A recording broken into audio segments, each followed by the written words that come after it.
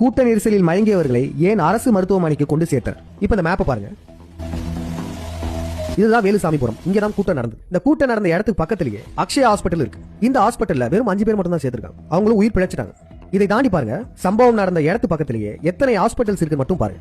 அக்ஷயா ஹாஸ்பிட்டலுக்கு கொஞ்சம் பக்கத்திலேயே KMC ஹாஸ்பிட்டல் இருக்கு, கிருஷ்ணா மெடிக்கல் சென்டர், அதுக்கப்புறம் நாச்சிமுத்து ஹாஸ்பிட்டல், அப்புறம் Apollo hospital, VC hospital, Amaravathi hospital, Sri Amman hospital, Niha multi speciality hospital, SG hospital, Deepa Kannan hospital, Nirmala hospital, Vijay hospital. இத்தனை ஹாஸ்பிட்டல் வழி நெடுக பக்கத்திலே இருக்கும்போது எதுக்கு சம்பந்தமே இல்லாம அமராவதி ஆத்தெல்லாம் தாண்டி கரூர் கவர்மெண்ட் ஹாஸ்பிட்டல் கொண்டு போனாங்க? இந்த கரூர் மெடிக்கல் காலேஜ் கவர்மெண்ட் ஹாஸ்பிட்டலுக்கும் கூட்டம் நடைபெற்ற இடத்துக்குமே எவ்வளவு டிஸ்டன்ஸ் தெரியுமா? 7 கிலோமீட்டர். கூட்டம் நடைபெற்ற இடத்து பக்கத்திலேயே 10க்கும் மேற்பட்ட ஹாஸ்பிட்டல்ஸ் இருக்கும்போது சம்பந்தமே இல்லாம பெரும்பாலான மக்களை ஏன் கவர்மெண்ட் ஹாஸ்பிட்டல் கூட்டு போனேன்? 7 கிலோமீட்டருக்கு அந்த பக்கம் கூட்டு போயிருக்கீங்க. இதுக்கு சப்பக்கட்டு கட்டுறதுக்கு மா சுப்பிரமணியம் என்ன சொல்றாருன்னா, மாதிரி இறந்து கொண்டு வரப்பட்டிருக்கிற உடல்களின் எண்ணிக்கை 29ங்க. 29 உடல்கள் வந்திருக்கு. ஒரு 45 மேற்பட்டவர்களுக்கு சிகிச்சை அளிக்கப்பட்டு வருகிறது.